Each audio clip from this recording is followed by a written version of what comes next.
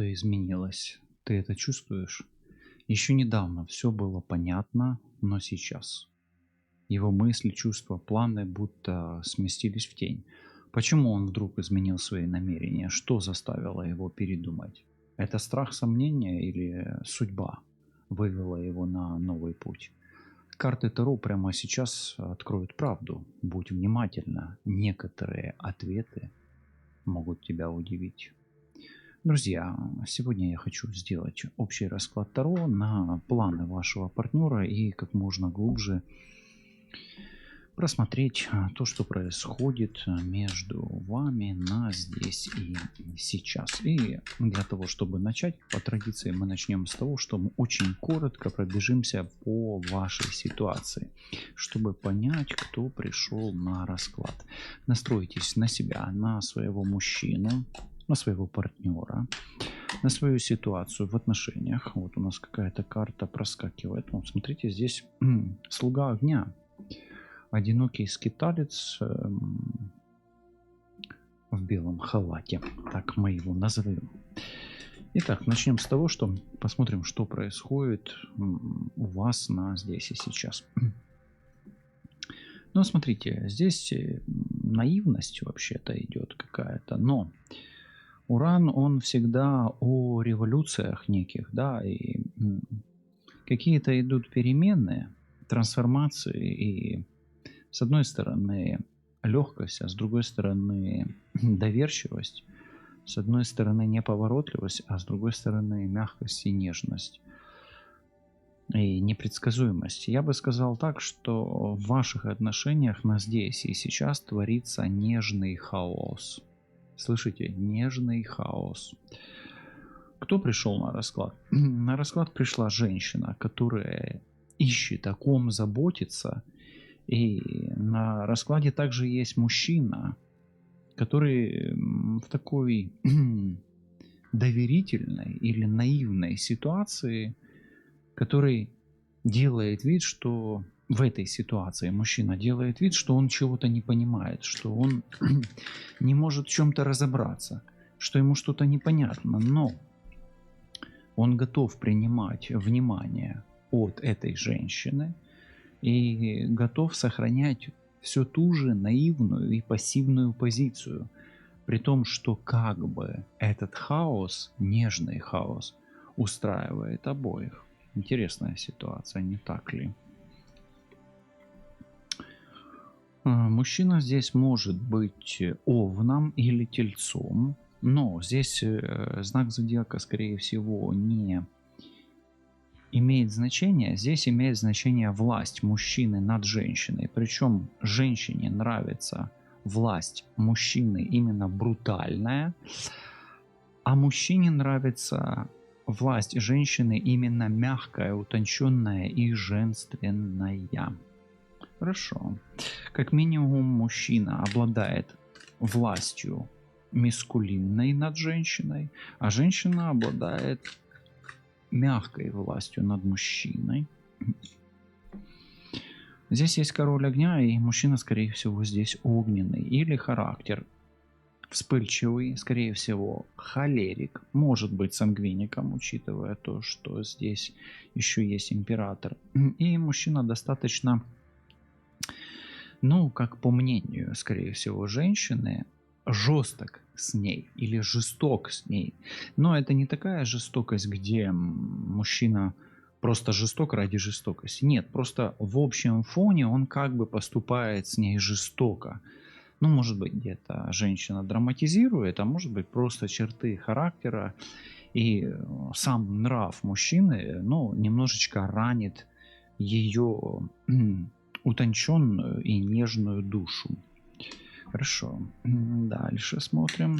Центральным персонажем здесь есть мужчина огненной стихии, скорее всего, лев, стрелец или овен, либо телец. Ну и женщина здесь кидает вызов, бросает вызов. Женщина требует к себе внимания, просит внимания. Женщина имеет здесь по двойке огня активную власть над мужчиной. И женщине здесь явно постоянно есть что показать. Или чем зацепить этого мужчину, или чем удивить или привлечь его внимание к себе. Поэтому женщина как минимум умеет владеть вниманием мужским. И женщина здесь достаточно настойчива, хотя и мягка при этом. Хотя и при этом и мягка. Смотрите, вот эта карта, она здесь главная. Хорошо. То есть женщина не отпускает мужчину умением притягивать к себе внимание, а мужчина не отпускает женщину своей властью, своей огненностью, где-то своей жесткостью, где-то своей властью мужчины. Да, вот так вот даже можно сказать. Здесь очень много огня в этих отношениях. Но огонь здесь мягкий, устойчивый, как пламя огня в камине. Такой как камин, который уже хорошо прогорел и устойчиво горит. Он не дымит, он не коптит, да, то есть он не отпугивает, а наоборот привлекает свое внимание. Ну и здесь такая ситуация, где женщина, с одной стороны, вынуждена исполнять волю мужчины, волю мужчины, а с другой стороны, ей это интересно, у нее это получается. И исполняя волю мужчины, она создает такую атмосферу, может быть, теплую, может быть, нежную, может быть, мягкую, где мужчина готов слушать или готов пребывать в этой атмосфере. В целом, та работа и те усилия, которые как слуга делает женщина, а здесь именно Солнце в Деве, это аспект повиновения женского, да, этому мужчине, вознаграждается неким ощущением защищенности и покоя, неги в этих отношениях. Ну, неги в смысле нежности, да. Хорошо, вот такая вот ситуация. И если это про вас, напишите, насколько это близко, но если есть какие-то акценты, то, скорее всего, это про вас. Хорошо, и начнем мы издалека. Каким был его изначальный план по отношению к тебе? Какой был его изначальный план по отношению к тебе? Ну, смотри, здесь идет тройка воздуха, это очень болезненная карта. Изначально он не планировал связывать с тобой судьбу. И изначально он мог разбить тебе сердце просто потому, что отдавал ваши отношения во власть Сатурна. То есть его планы ложатся, Сатурн ложится на Уран здесь. Это о том, что революция, да, перемены и хаос, и ситуации революционно-хаотические были не под его контролем. То есть он изначально не планировал контролировать ситуацию в отношениях, которая бы связывала вас. Это о чем? То есть он изначально не планировал иметь над тобою власть. Это важно. Соответственно, это может быть сейчас разбивать тебе сердце, или изначально он мог не давать тебе столько внимания и столько энергии, сколько дает сейчас. Поэтому его изначальный план в отношении тебя был таков. Ну, если упростить, то выглядит он приблизительно так. Судьба сама расставит все на свои места, и моего внимания и уделять внимание этим отношениям, скорее всего, или уделять внимание, чрезмерное внимание этим отношениям, скорее всего, не стоит. Как будет, так и будет. Отдадим все на волю случая. Сейчас, возможно, тебя ранят эти слова, но тогда, поверь мне, было именно так, поскольку обстоятельства и были хаотичными. Хорошо, давай спросим тогда, что заставило его изменить свое решение? Что заставило его изменить свое решение? обстоятельства, внезапные обстоятельства и внезапный удар. Скорее всего, случилось нечто такое, что потрясло как минимум тебя и потрясло как минимум его. Но учитывая то, что эта карта ложится на императора, скорее всего, он решил проявить какие-то свои мужские качества и войти в роль защитника, все-таки больше защитника, нежели... Ну, в треугольнике Карпмана есть у нас защитник, насильник и жертва, да, то есть в этом треугольнике он поменял свою роль, да, на роль защитника.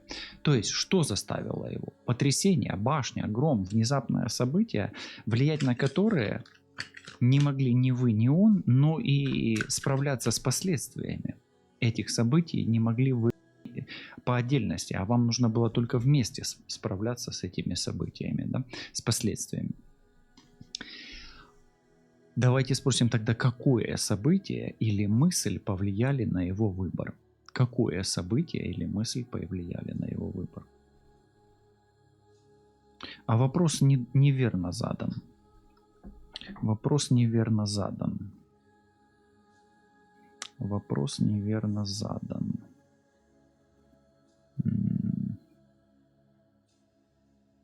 Хорошо. Тогда давайте спросим, что повлияло на его выбор? И здесь всадница воздуха. Вы знаете, на его выбор повлияла его сила, здесь очень сильный конь, и умение, ваше умение как партнерши крепко держаться в любой самой сложной и нестабильной ситуации, или в неоднозначной ситуации. А всадница воздуха — это именно близнецы или какая-то сложная ситуация, в которой от каждого из партнеров требуется как минимум сила физическая, да, и интеллект, неоднозначный интеллект. Окей. Давай тогда спросим, о чем он жалеет сейчас? О чем он жалеет прямо сейчас? Он жалеет, что вы не вместе, и он жалеет о том, что поменял свое решение. Выпадает отшельник, оборотень, ну, как минимум по отшельнику вы не вместе, да, у вас какая-то идет, ну, как минимум пауза временная в этой ситуации. И, ну, он жалеет, что, может быть, повел себя как-то не мудро, не однозначно, может быть, не так чисто, как бы можно было бы, да, потому что, ну, оборотень есть не самая чистая карта, и, может быть, он жалеет, скорее всего, даже еще и о том, что показал свою темную сторону, или как-то грубо повел себя, и об этом он действительно жалеет, потому что темная сторона, она достаточно, может быть, агрессивная по вот этим картам, да. Хорошо, давайте дальше смотреть. Какой из потока у меня сейчас вопрос идет, глядя на эту картину?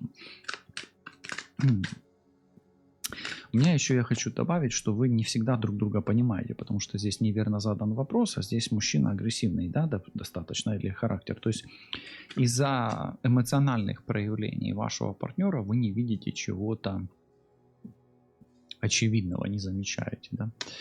Давай спросим, что он чувствует к тебе прямо сейчас? Что он чувствует к тебе прямо сейчас?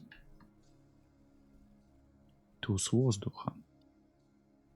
Можно сказать, что он чувствует пьянящий, манящий дым или пьянящий, манящий аромат твоих духов, твоего тела. То есть твои ароматы, то есть твои флюиды, они находятся в его сердце, в его сосуде, внутри него. То есть что он чувствует к тебе сейчас? Влюбленность к твоим ароматам, запахам и к твоему вкусу. То есть влюбленность, туз воды, и это тяготение, это тягучее ощущение. Такого, может быть, какого-то напитка, да, может быть это вино, может быть это виски, может быть это мед. Это то, что ему нравилось. И тот аромат, который нравился именно в тебе, для него. То есть влюбленность к твоим запахам. Хорошо, давай попробуем посмотреть, есть ли у него тогда страх что-то потерять, если у него такое влечение к тебе, боится ли он что-то потерять? Смотри, вот здесь влечение, вот здесь башня — это потери. А вот здесь вот как бы не боится, да? И вот мы ему сейчас и спрашиваем из комбинации карт, из потока, есть ли у него страх что-то потерять?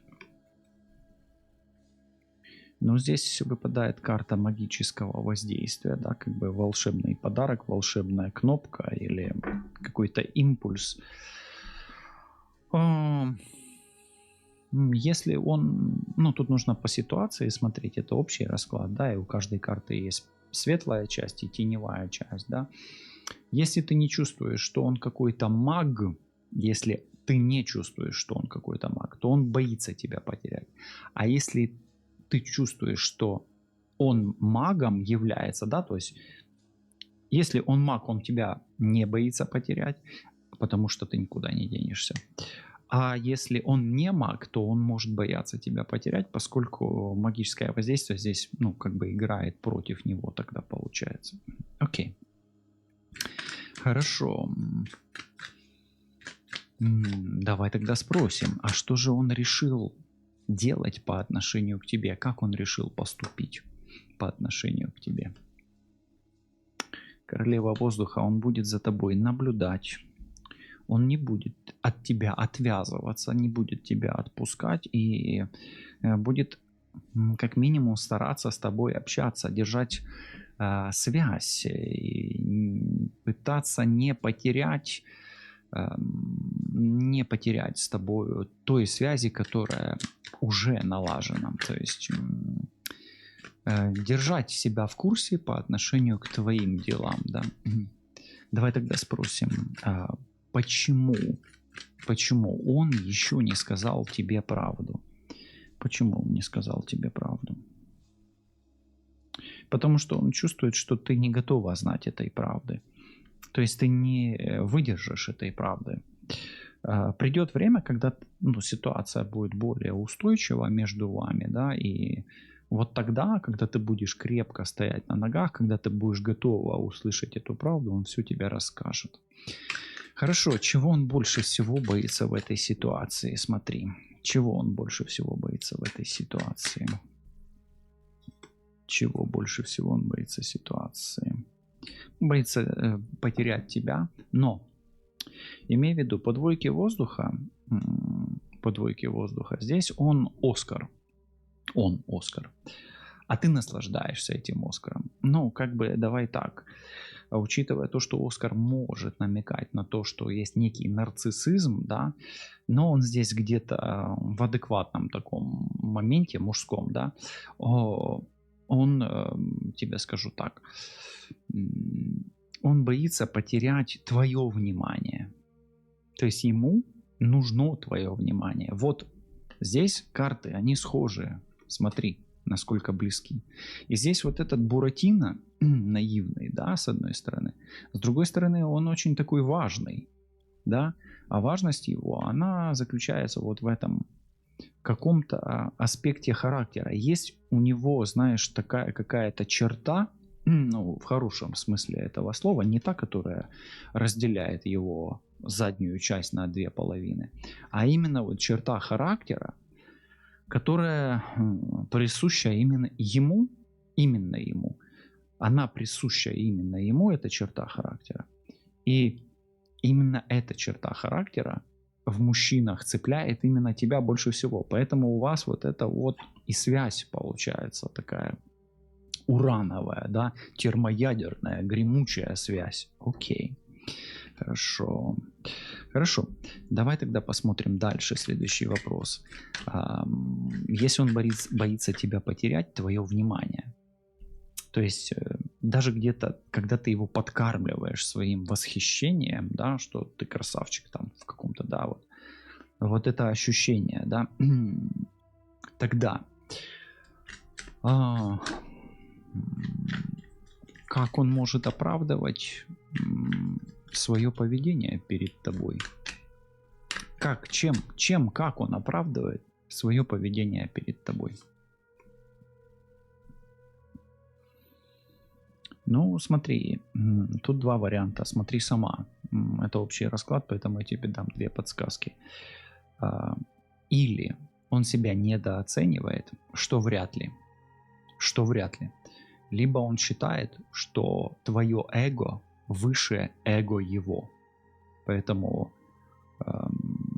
здесь конкуренция эго.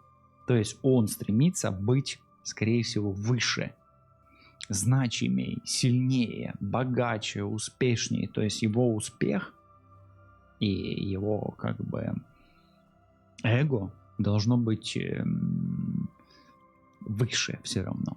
А здесь твое эго, оно как бы немножко в материальном аспекте, оно немножечко повыше, да? Приблизительно так.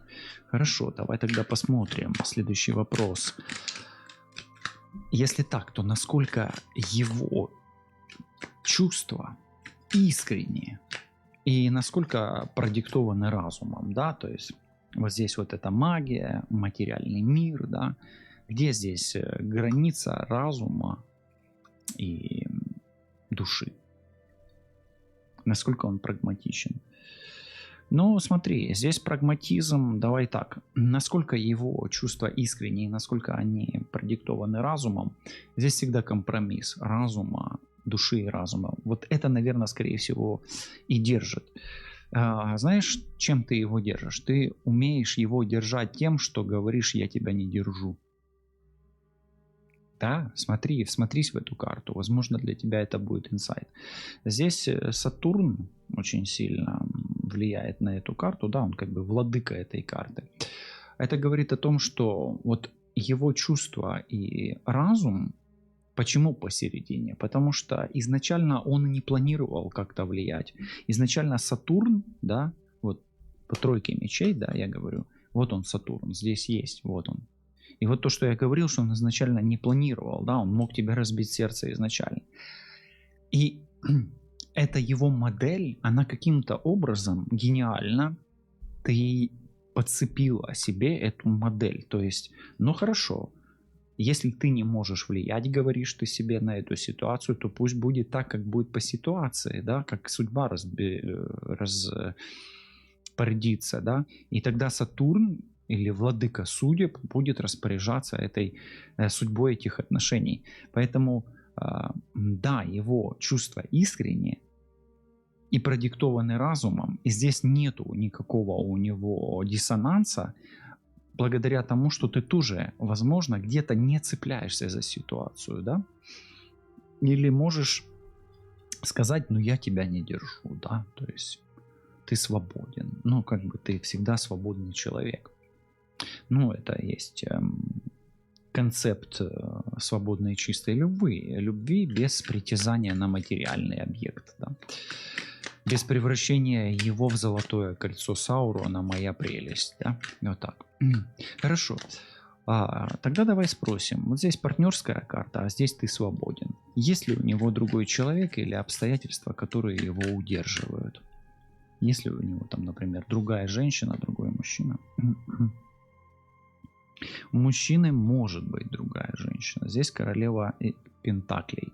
Но если ты Козерог, Дева и Телец, то у него этого человека постороннего нет. Тогда это ты. Если ты Телец, Дева или Козерог.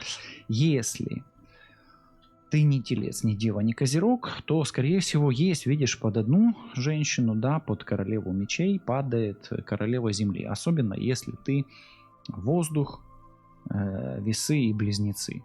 Ну, понимаешь, да, тут есть оппозиция некая, к сожалению. Ну, она может быть, но это может быть не обязательно что-то серьезное. То есть элемент соперничества здесь может быть, к которому ты тем более не очень готова. Но зато у тебя есть преимущество, что ты владеешь вниманием, ты нежна в хаосе, и твой хаос нежен, и ты умеешь устоять или усидеть в седле, когда есть очень какая-то тяжелая ситуация. Хорошо, что он хочет сделать, но пока не решается? Отсюда вопрос. Что он хочет сделать, но пока не решается?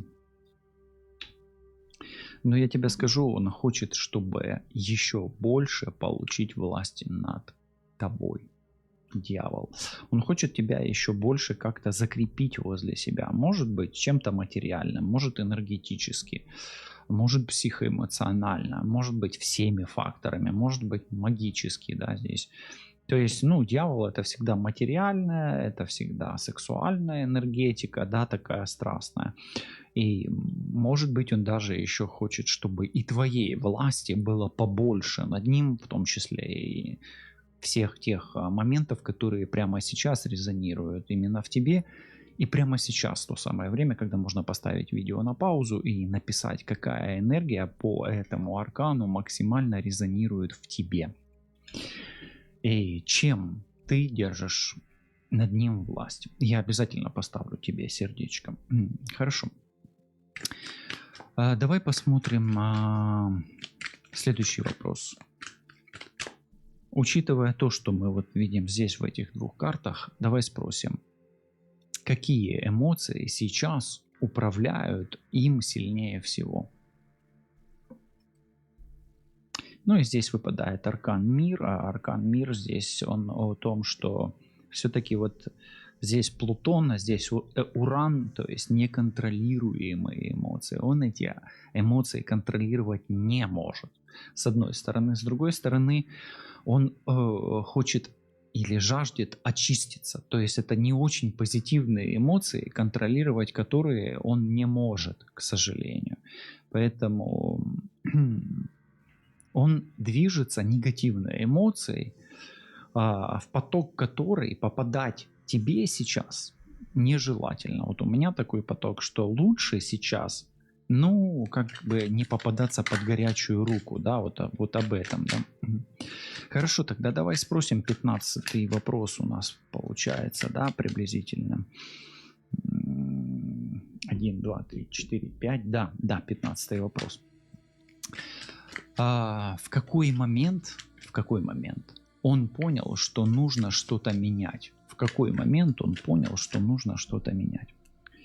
В какой момент он понял, что нужно что-то поменять? И здесь тот самый момент, когда ты повернулась к нему спиной и начала желать управлять ситуацией как можно сильнее. То есть, когда он почувствовал, что твой контроль над ситуацией сильнее, чем его контроль. Ну окей. Хорошо, тогда что он заметил в тебе такого, чего раньше не видел? Да, он заметил твою власть. Посмотри, ты контролируешь его, да? Ты прямо держишь его, ты стала королевой огня, королевой жезлов. Королева жезлов держит его за то место, которым он управлять должен, да? То есть смотри, возможно, его возмутила твоя повышенная власть, твоя сила, растущая, проявляющаяся сила. А учитывая то, что здесь королева огня, здесь это проявление, допустим, например, если ты земная женщина, то тебе нужно оставаться земной женщиной. Если ты просто воздушная женщина, тебе нужно оставаться воздушной женщиной.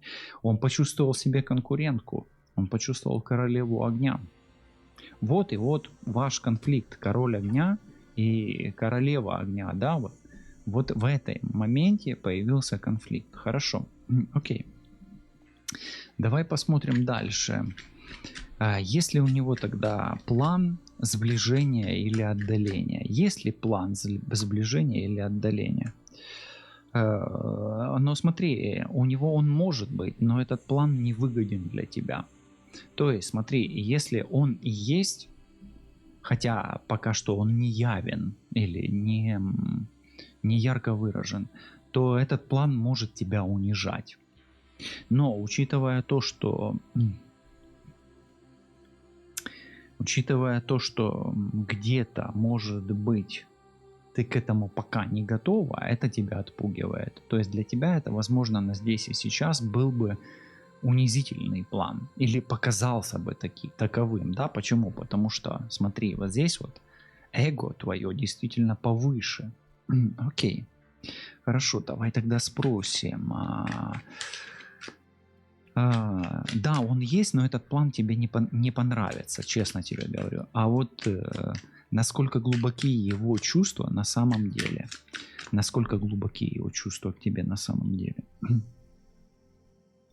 Но смотри, они действительно глубокие, он хочет тебя познавать, познавать, видеть в тебе все время что-то разное. Поэтому да, эти чувства глубоки, и он видит в тебе то свет, то тень. Точно так же твой свет дает ему тень.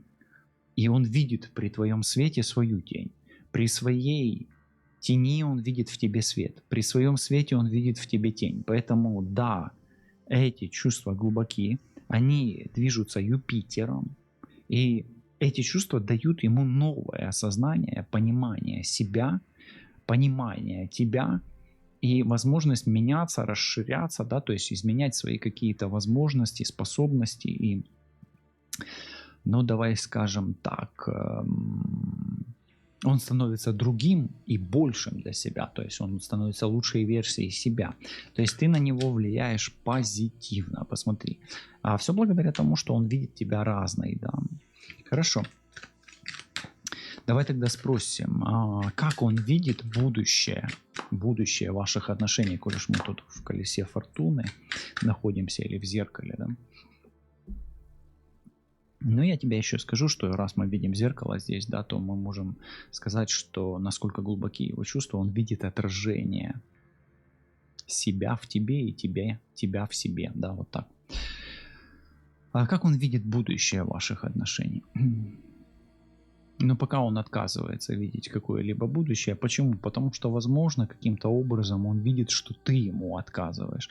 А учитывая то, что тут рыжая бестия, да, то, возможно, вот эта вот королева жезлов, это рыжая, да, вот огонь, твоя власть над ним. Но он пока не может смириться с этим, что ты имеешь над ним власть. То есть здесь какой-то есть бунт, да, есть бунт твоего состояния, да, и бунт его состояния. Здесь вот есть такой бунт нравов, но у тебя есть такой козырь, где ты умеешь играть на флейте, которая имеет доступ к его душе. И это дает тебе неоценимый, неоспоримый козырь в твои руки, даже в твой рот, да, в твои губы, да, в твое умение создавать волшебные звуки, да. Хорошо. Хорошо, давай посмотрим. Умение издавать звуки, да, это вот как в фильме, да, «Пустой человек». Посмотри, кстати, очень хорошая фантастика, которая показывает о том, как создать тульпу.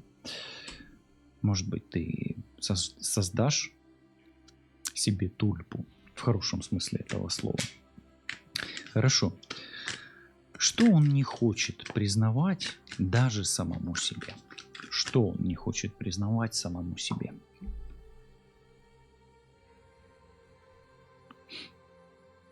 Он не хочет, во-первых, признать свой характер. Это раз. Свой сложный характер. Он пока не готов признавать свою неправоту. И он не хочет меняться халатами. Знаете, как в нашей больнице, кто первый халат одел, тот и доктор. Так вот, он не хочет сдавать свой халат, но свою шапочку с колпачком он уже сдал. Поэтому шапочка с колпачком и с крестиком у тебя, а у него халат. Ну вот так вот, да, получается, как бы он не хочет признавать сдачу инициативы. Он не хочет признавать, что он может быть не первый, не лидер. И учитывая то, что он может быть старше тебя, он может быть, допустим, младше тебя, но в душе, в характере здесь играет ребенок. То есть он где-то не видит своих инфантильных поступков, мыслей. И, ну, знаете, вот взрослый человек всегда умеет признавать свои ошибки, работает над ошибками. Этот человек, да, он развивается по вот этой карте, но не так динамично и быстро, как ты. Соответственно, здесь ты душа более старшая, а он душа более молодая. Мало того, есть подозрение на то, что вы именно пламенные близнецы или близнецовые пламена. Но родственными душами вы тут тоже можете быть. Но почему я подозреваю близнецовые пламена? Потому что уж много огня в каких-то ключевых моментах, да, вот таких, которые действительно очень сильно влияют. Ну, пересмотрите расклад, да, и вы поймете, в каких ключевых моментах огненные карты. Они здесь, ну, красным, да, обычно. Хорошо. Ух, как глубоко мы сегодня, да, заглубились. Тогда следующий вопрос. Как ты повлияла на его перемены? Как ты повлияла на его перемены? Смотри, здесь идет принятие, карта принятия. То есть он научился принимать себя другим. То есть он научился осознавать какие-то изменения в себе и нести некие наказания или претерпевать некую боль и страдания за то, что он ошибался. Поэтому ты на него влияешь позитивно, но в ключе уже близнецовых пламен, каких-то кармических отношений и даже отношений родственных душ. То есть ты, ну это больше, конечно, все равно пламенные отношения, кармические отношения, это вот ближе к этому. Родственные души здесь, они просто могут быть. Вот если вам хочется, тогда просто скажите, да, это про нас как родственные души. Но вы имеете право на это, и это не влияет на расклад. Но все-таки здесь больше про кармические и про пламенные, да. Хорошо, про близнецовые пламена и кармические отношения. Какие слова он держит в себе, но хочет сказать? Что он хочет сказать, о чем он хочет сказать, но молчит. Вот так, да?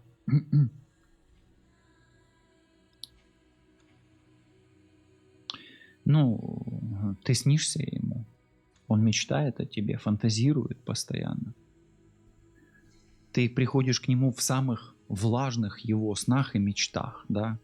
И он чувствует твои самые влажные и чувственные сны и мечты. То есть ты для него действительно что-то фантастическое. Это карта иллюзий и фантастики на самом деле. И здесь вот этот персонаж, он настолько фантастичен, вот этот. Поэтому он боится сказать тебе, что ты просто фантастика. Да, вот так вот. Хорошо. Какие знаки судьбы он получает в отношении тебя сейчас? Какие знаки судьбы он получает в отношении тебя сейчас? Вот через этот расклад он получит знак судьбы. Какой? Здесь король земли. И я скажу так, да что ж такое у нас плачет? Смотри, заплакала свеча, как сильно плачет свеча, посмотри, видишь? Прям плачет. Это, наверное, он чувствует твою грусть, твои слезы, он чувствует, что он получит слезы твои. Посмотри, ты здесь, свеча заплакала, смотри, течет. И ты здесь водой, он услышит твои слезы. Если сейчас ты плачешь или по твоей щеке скользит слеза, да, или, может быть, потом ты заплачешь после этого расклада, то он получит знак, что ты скучаешь о нем точно так же, как он скучает о тебе. Грустит, печалится и плачет, да, то есть именно слеза. Хорошо. Тогда у меня следующий вопрос. Интересный знак такой выпал, да. Слезы, и смотри, мы закончили, и свеча перестает капать, да, перестает капать. Сейчас я немножечко сдвину, да, чтобы свечу было видно. Вот так давай сделаем. Хорошо, вернемся в поток. Свеча, слезы свечи отвлекли нас от потока. Хорошо.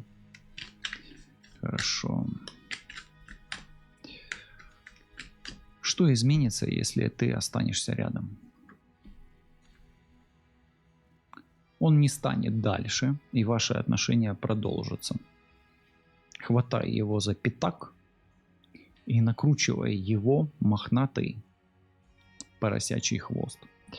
Ну, по сути, что изменится? Ну, если у вас были теплые отношения и были чувства, и было ощущение давнишней связи, то хуже от этого не будет. То есть, если ты останешься рядом, и он останется рядом, в каком бы облике он к тебе не пребывал, да? Ну, например, в облике кабана или в облике носорога, или в облике слона. Хорошо. Что тогда произойдет, если ты решишься уйти? Если ты решишься уйти. Тройка воды. Смотри, здесь шестерка воды, а здесь тройка воды. Если решишься уйти, ты получишь еще один шанс на то, чтобы быть свободной, на то, чтобы свободно любить, на то, чтобы быть чистой и на то, чтобы быть радостной, как минимум. Тоже хуже не будет, но здесь я не вижу рядом кабана, свиньи, носорога, слона и другой живности. Но как минимум ты получишь шанс на свободу. И все зависит от того, какая карта тебя прельщает больше сейчас в настоящий момент, слева или справа. Какую карту выберешь ты, поставь на паузу, подумай и напиши мне в комментарии. Хорошо. Ну, как минимум, у меня такое ощущение, что хуже тебе не станет. Тогда давай спросим, какая кармическая задача у ваших отношений? Какая кармическая задача у ваших отношений, раз уж тут столько намеков на близнецовые пламена? Но здесь смотри, тройка огня, прекрасная карта, да, где, скорее всего, у него задача устоять, усидеть, а твоя задача удержать. И все это дает вам перспективу отношений. Опять выпадает тройка огня, и эта карта подтверждает о том, что этот расклад носит характер близнецовых пламен. Хорошо. Хорошо. Тогда спросим, какое решение он примет в ближайшие дни? Какое решение он примет в ближайшие дни? Он заявится к тебе в самый такой момент, когда ты его не ждешь. Он застанет тебя, ну, в таком виде, да, где ты будешь полностью открыто и доверчиво или доверительно ему, будешь доверять ему. Он попытается выслушать тебя и даст возможность выслушать себя. В общем, он позовет тебя с ним побакланить. Хорошо, он выйдет на связь в ближайшее время. Если хочешь, чтобы так и было, тоже пиши манифестацию в комментарии. Хорошо, что будет, если он сделает первый шаг? Что будет, если он сделает первый шаг? Слуга земли, он даст шанс тебе, даст шанс себе показать, проявить себя с разных сторон, с теневой стороны и со светлой стороны.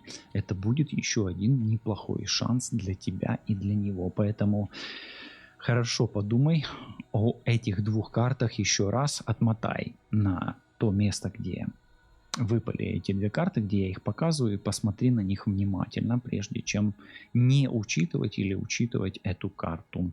За спиной этого темного человека прячется образ Иисуса Христа. Хорошо. Как тебе лучше всего вести себя в этой ситуации? Твое поведение. Какая модель поведения подойдет тебе?